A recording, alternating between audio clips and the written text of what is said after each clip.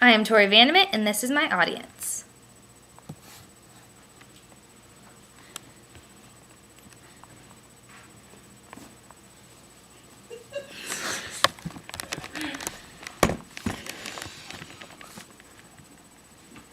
My oldest sister, Tessa Vandermint, was a very giving person, even until the day she passed away.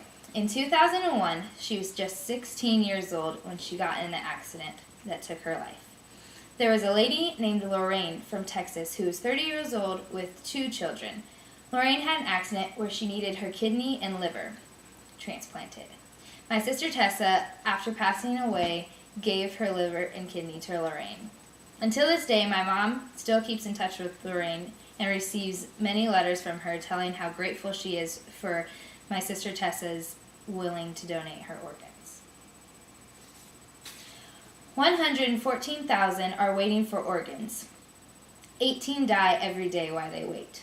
One organ donor can save up to 8 lives. The same person can save or improve the lives of 50 people by donating tissues or eyes. The success of these donations are 80 to 90%.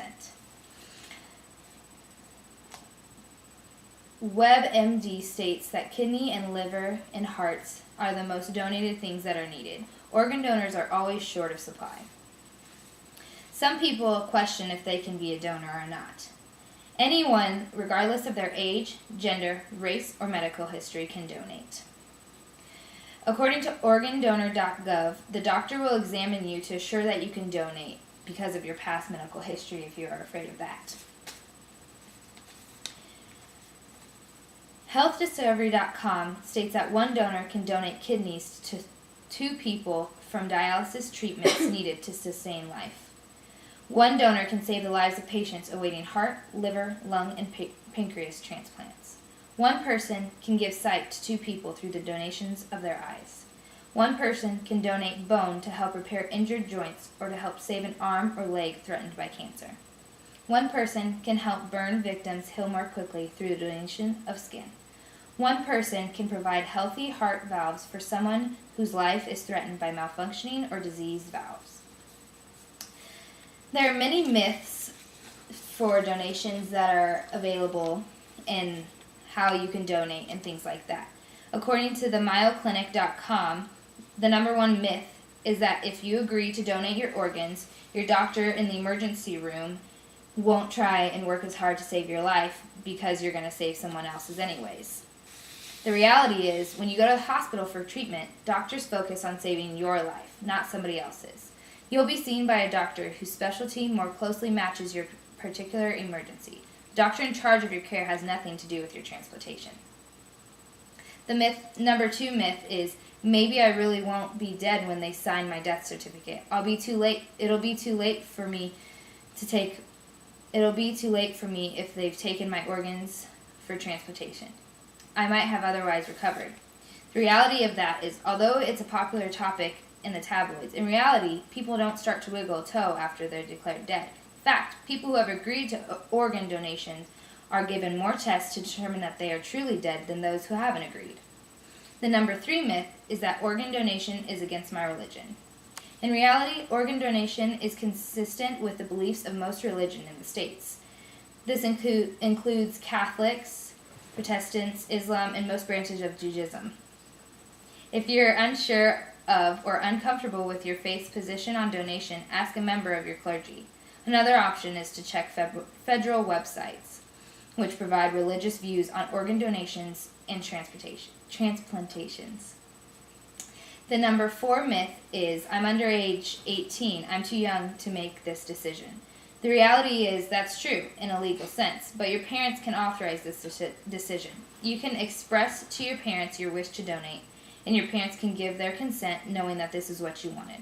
Children, too, are needed in organ transplants, and they usually need organs smaller than those an adult can provide. The 5th myth is that I want my loved one to have an open casket funeral. That can't happen if his or her organ tissues have been donated. In reality, organ and tissue donation doesn't interfere with having an open casket funeral. The donors body is clothed for burial, so there are no visible signs of organ or tissue donation. For eye donation, an artificial eye is inserted. The lids are closed and no one can tell any difference. For bone donation, a rod is inserted where the bone has been removed. With skin donation, a very thin layer of skin similar to a sunburn peel is taken from the donor's back. Because the donor is clothed and lying on his or her back in the casket, no one can see the difference. The sixth myth is, I'm too old to donate. Nobody would want my organs. There's no defined cutoff age for donating organs. Organs have been successfully transplanted from donors in their 70s and 80s. The decision to use your organs is based on strict medical criteria, not age. The seventh myth is, I'm not in the greatest health and my eyesight is poor. Nobody would want my organs or tissues. In reality, few medical conditions automatically disqualify you from donating organs. The decision to use an organ is based on strict medical criteria. It may turn out that the certain organs are not suitable for transplantation, but other organs and tissues may be fine.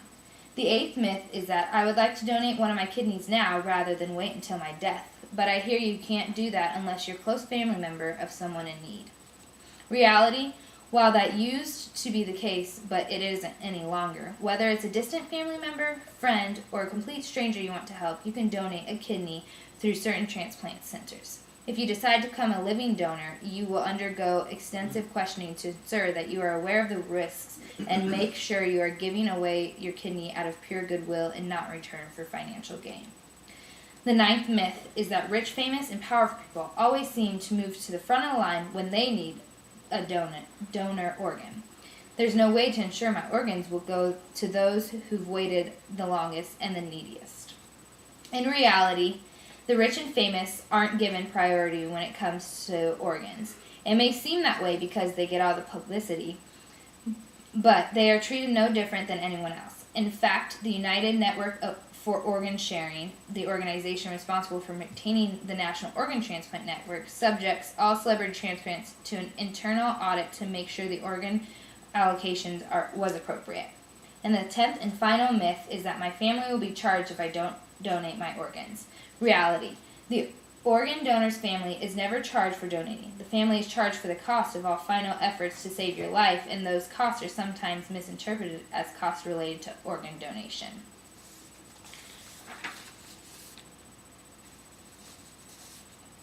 Because organ donation is a great need in the United States, I challenge each and every one of you to become an organ donor. It is very simple and easy to do. You can do it when you go to get your license renewed or even just to get your license to start with. Or you can do it online at the National Network of Organ Donors.org. Thank you. And here's my audience again.